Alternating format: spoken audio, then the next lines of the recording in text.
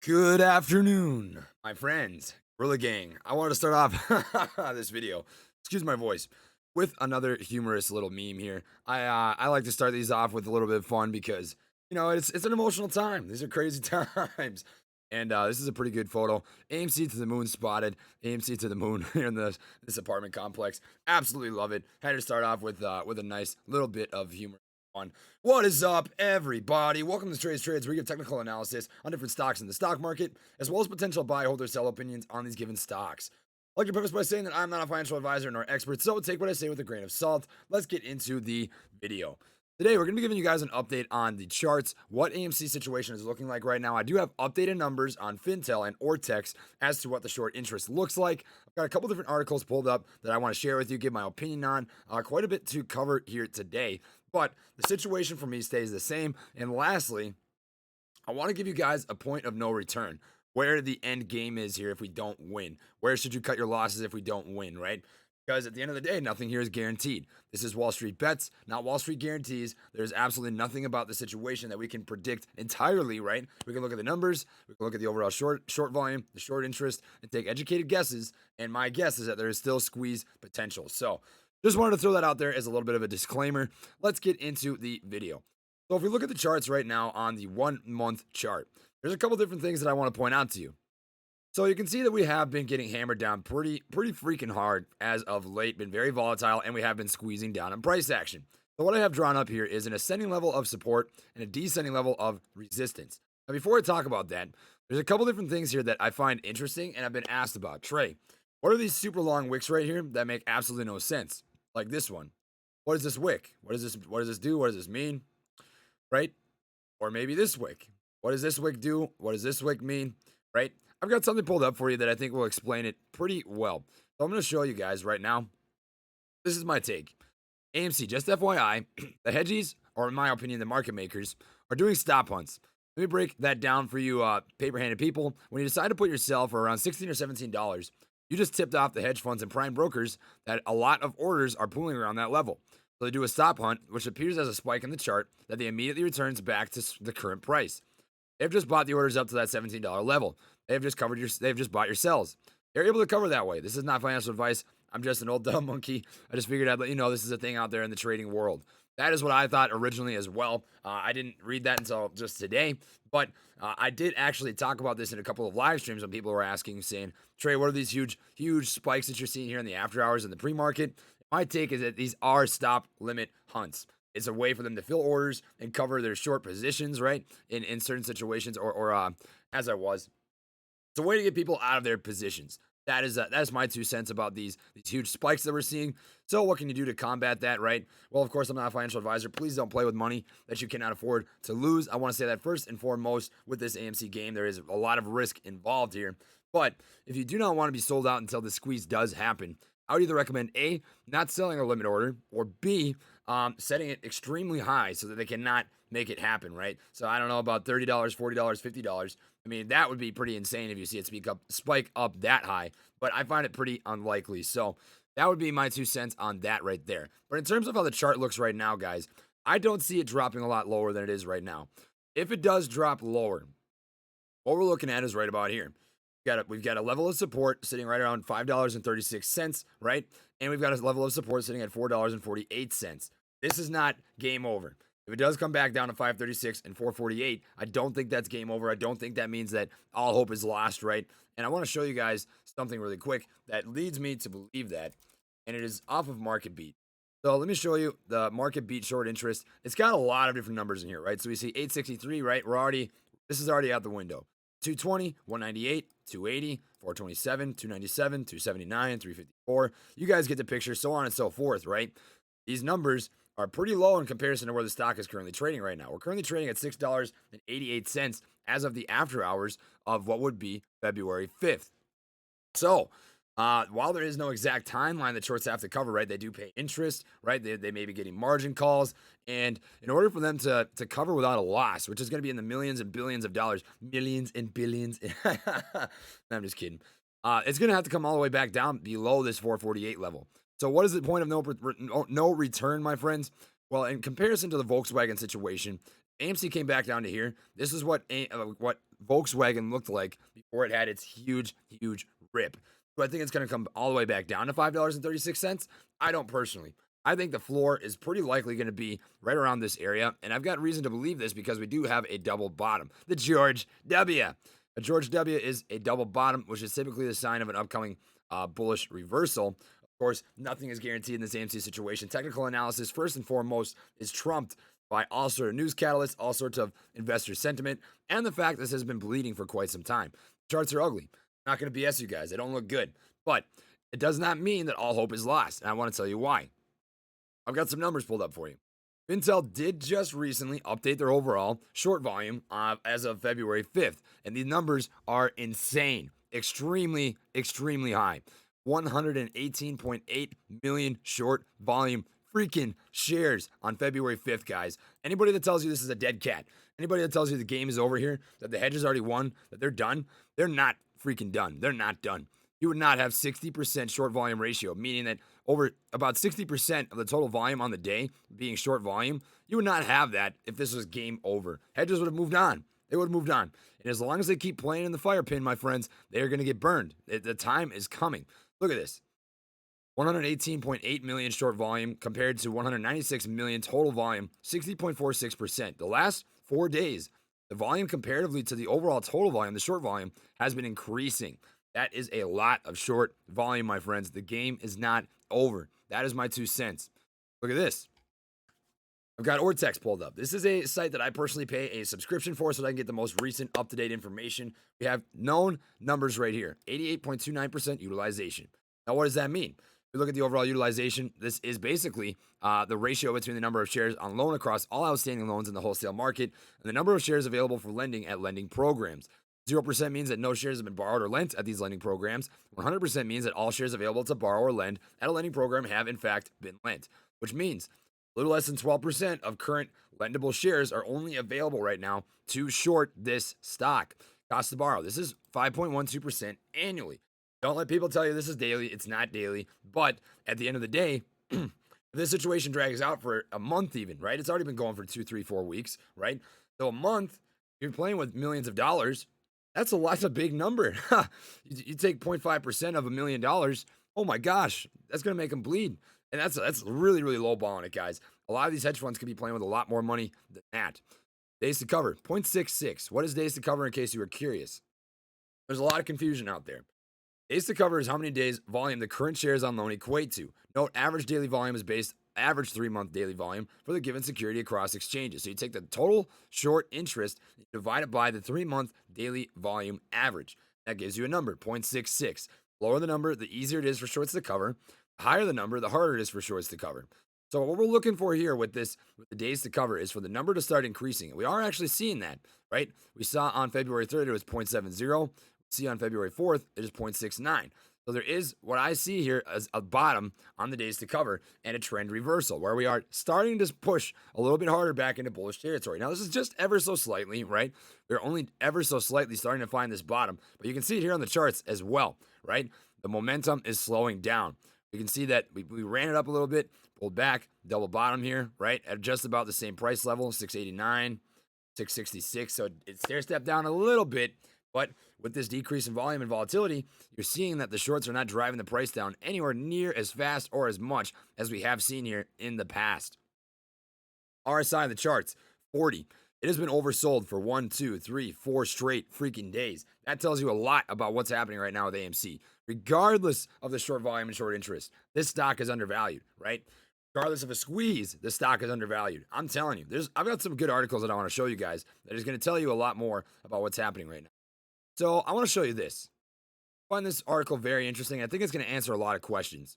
AMC and the real potential short squeeze. This is posted on February 3rd, and let's just read through it. Lately, there are a lot of questions about AMC. This guy's not a financial advisor, neither am I. AMC is not diluting their shares. In fact, they are buying back shares or reducing the available shares in market. Let's take a quick peek. As of December 28, 2020, there were 164.2 million shares of Class A common stock and 51.7 million shares of Class B common stock outstanding. This was reported to SEC on this forum on December 31st, 2020. The total Class A shares of approximately 164 million shares are correctly reflected in the below screenshot for Mudrick Capital Management LP. They own 12.6 million shares, or 7.7%. All the other executive accounted for 1.6%, and Silver Lake Group has 21.3%.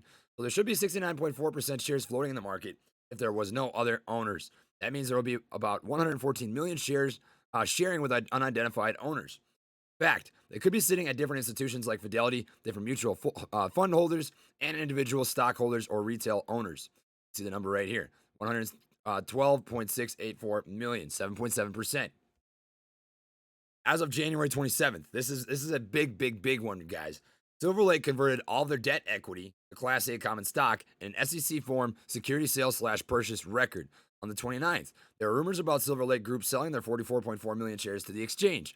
I believe these rumors are fake news on social media, was created by hedge funds to make us all of us believe that AMC was diluting their shares by adding an extra 44.4 million shares into the market.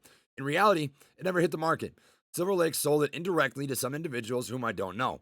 I'm still researching on this, but using your intuition that if they sold 44.4 million all at once to the exchange, think about this, guys, on January 29th, it would have definitely crashed the stock and brought the price all the way down to $1 or $2. Fact, January 29th to February 2nd, AMC stock was stable and rising, right, on the date that this was supposedly sold. They reportedly sold it all on January 29th at the average price of $16.5 per share, which means the buyer has to be some private wealthy person or some institution or even AMC itself. Another point adding to this is the debt contract with Silver Lake will not be matured until May 1st, 2026. Why would AMC quickly get rid of Silver Lake and pay them out with an extreme high price if their share is only worth $1 or $2 a share, like those stupid analysts at MKM Partners suggested? And he's talking about that $1 hit piece that Market Watch put out. Absolute garbage. Also, the interest rate for their bond equity is only 2.25%, which is considered pretty low. So essentially what this is saying, guys, is that Silver Lake incident, right? When Silver Lake supposedly sold 44.4 million shares, diluting the overall market volume, which would be true if that was the case. If Silver Lake did dilute the overall market volume, that would make this a pretty hopeless situation. But as he mentioned, if they sold on January 29th, 44.4 million shares, let's look at this. Let's just do a little fact checking. January 29th, there's no flipping way you saw 44.4 million shares sold because it would have absolutely plummeted the stock price, as he is saying, right? All at once, you just dump those all at once. That is going to crash the stock, and we did not see that. In fact, January 29th held up extremely well. January 27th, when the deal was being talked about, actually was a green day, right? Well, I think that's interesting. I'm going to come down here to the next piece. The short interest on AMC is not 15.64% float. And I bring this up because I've had this tweeted at me a lot. Ihor Dusanowski, right? He works, I'll just read this to you. I am 100% sure that S3 Partner is providing us inconsistent data percentage of short interest between AMC and GameStop. Ihor, who claimed to be managing director of S3 Partner, is lying to our face with his calculation. Let's dive into his analysis compared to public records that I got from NYSE Exchange on January 15th short interest report. First of all, according to Ihor's definition of short interest percent of float, formula to calculate it is as such: number of shares shorted divided by number of shares available to trade, which is the float. Now look at his tweet on GameStop and AMC this morning of February 3rd, 2021. GameStop short interest is $2.38 billion, 26.39 million shares shorted, 51.72% short interest float, 34.09% S3 short interest float, 16% borrow fee and easing. Shares shorted have decreased by negative 35.8 million over the last week. Shorts are down negative $9.6 billion in 2021, which includes down 211 million on today's move, the 9% day. AMC, this is the one that's interesting.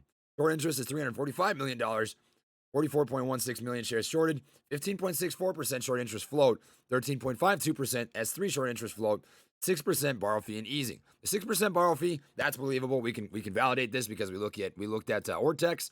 Ortex said cost to borrow is 5%. That's believable. He's actually helping our cause here a little bit. And if his data is more relevant than mine, that's fair. But check this out. Look at the report from the New York Stock Exchange as of January 15th, 2021. Now, do keep in mind, this is from January, right? But look at the overall float and look at the outstanding. 51.03 million compared to outstanding of 69.75 million. GameStop, 121% short interest. AMC, 56.57 million float, right? 287 million outstanding. 78.97% short interest float. So if you do the math here, we apply his formula to the real-time data to see the percentage. GameStop, 26.39 million divided by 51.03, 51.72%, which matches his tweet. AMC, 44.16 million divided by 56.57 million, which is the float here, 78.06%, which did not match his tweet of 15.64%. Now, where are the numbers coming from? Check this out. 44 million shares shorted, right? Divide that by the total right here would be 56.57 million, the float. Now, let's just do some quick math, my friends. Check this out. Short volume, 118 million. Take that, divide it by the total here of float, right? 118 divided by 56. You're looking at a 2.1 times 210%. If numbers are correct, I'm presenting the numbers to you as I see it, right? The numbers are correct. That is what you're looking at. And that's absolutely dirty. This is coming from his formula right here, right? Number of shares shorted. See right here. Number of shares shorted, 118.8 million. Come down, we check out the total float. Number of shares available to trade, which is the float, 56.57 million. So you do some quick math, 118 million coming from here. I'm not even going to round it up. 118 million divided by 56, that is 210%. 210%. This is not a dead cat. It's not. This is not a dead cat, guys. There's so much crazy information going around there, guys. I'm telling you. I'm telling you. This is such an important article. This means an immense amount. Think about this. Even if we err on the side of caution and say 78.97%, right? We say this number is correct. That is such a high short interest. That's insanely high. That's crazy. I did the reverse calculation again at 44.16 divided by 0.51546 equals 282 million. So what? Why he didn't consistently use the same float reported number as a denominator like the calculation for GME? Somehow the claim to be expert Ehor changed his formula when calculating AMC short interest percent float. He used the number of shares short divided by the total outstanding shares for AMC, which everyone should know that this outstanding shares is incorrect to be applied in the formula. No stupid company would ever sell 100% of its shares into the market and completely lose ownership of the company. I suspected that the hedge funds is instructing him to deceive us, at first pretending to disagree with CNBC and on our side so we will believe in his data, then immediately switched to, seriously, trading changes on a day-to-day basis, shorts were holding on, and now we are seeing them cover their position. That's what I want to cover there. Is it a potential short squeeze? I can't say for sure if AMC squeeze will happen, which I've been saying forever, right? We can just look at the numbers and we can see that it's still possible, right? I 100% think it is still possible. I can't say for sure if this is going to happen, but it has a lot of similarities to Volkswagen squeeze in 2008 because of this. Both Volkswagen and KBIO has first appeared to be a dying company and then suddenly resurrected. So is AMC. CEO Adam Aron announced that bankruptcy is no longer on the table, and that makes sense. CEO definitely is not going to be hurting after the amount of action his stock price has seen, right? Both Volkswagen and KBIO suddenly had a crap ton of cash to continue their business. AMC said it has enough cash to survive until July of 2021. Calling back shares that are loaned to shorts or ever available in the market due to companies restructure. I'm not 100% sure on this for AMC, but if you read my number one above, you will see the outstanding shares for Class A has reduced significantly. There must be some restructure within the firm. Short interest was high, and fee to borrow were super high in both Volkswagen and KBIO. We are seeing that short interest of AMC is approximately 80%, and its cost to borrow will increase if we keep holding and buy the dip. It's just demand versus supply. Last but not least, AMC is good to be a long hold. Zach Investment Research upgraded AMC to strong buy and analyzed that it is worth at least $20 to $23 per share. BlackRock Incorporated is a smart investment firm. There's no reason why it will pay money to buy more shares of a dying company. BlackRock did increase their stake in this company, as we have covered here in previous videos. Their stake is now about 6.2 million total shares, or just over 5% of the company's available shares in the market, right? That's some great, crazy information. There's a lot of crazy information out there, guys. I'm telling you. I get tweeted all the time. I get asked all the time, Trey, I've seen this number, I've seen that number, I've seen this number, I've seen that number, right? And it can be really confusing. Who even knows? Who even knows if these numbers are right? Right? What we can do is just look at what's available to us, and what we see available to us is this: 118 million short volume, 60.46 million, or 60.46% of the total market volume. We can see that the short interest, according to this article, right, if you do some quick math, is almost 80%. And that's just if we take the numbers from February 3rd. If we take the numbers from here, it is much higher. Much higher. It's insane. It's absolutely insane. Last thing I want to cover here in this video is this. Did Amazon or Netflix try to acquire AMC in 2021? What would happen? Well, let's just read this real quick. Every week, Benzinga conducts a survey to collect sentiment on what traders are most excited about. And it was on these things: Amazon should buy AMC, Netflix should, or neither. And what we saw here is this. I'm going to look at the overall reports. This week study found 44% of respondents saying a Netflix AMC M&A would make sense in 2021. In what particular ways could Netflix leverage AMC? One respondent noted, in the midst of this pandemic, there's no doubt we live in a world where it seems people want to have everything streamed in their homes, including the new film movies that come out in theaters. One idea is Netflix could operate AMC, and a number of their new releases would go to the theaters first, then a month or two later be on Netflix. Viewers who miss going to the movies but are loyal fans of Netflix original films will get the best of both worlds in the event of a Netflix AMC M&A. 24% of people said Amazon should complete this deal, right? Many traders and investors who participated in our study said Amazon can make admission to theaters available as a Prime Video option. Amazon chief Jeff Bezos announced in Thursday's fourth quarter earnings report that Amazon Prime membership has exceeded 150 million. 32% of traders and investors told us Amazon and Netflix should avoid acquiring AMC in 2021. This is most likely because they don't see much promise here. Many respondents were adamant that theater business wasn't working financially before the pandemic, isn't working now, and won't work anytime in the near term. Now, you can take that for what it is, but what I'll tell you is if this happens, right? Let's say that hypothetically Amazon or Netflix do buy out AMC. What happens? Company acquisition under friendly terms typically means that shareholders take a profit, right? So that's why I love Microvision so much. There's a lot of money tied up in Microvision, which is a whole different ball of wax to get rocking into. But let's say that AMC is bought out, right? Per $1 billion of acquisition, shareholders will be paid a stake, right? So in Microvision's case, if they're bought out for $10 billion, you'd be paid about $7 per $1 billion in acquisition per share, or $70 a share if it was a $10 billion acquisition. Now, in this case, I don't know what the exact dollar sign per share would come out to, right? But you would be paid per $1 billion in acquisition.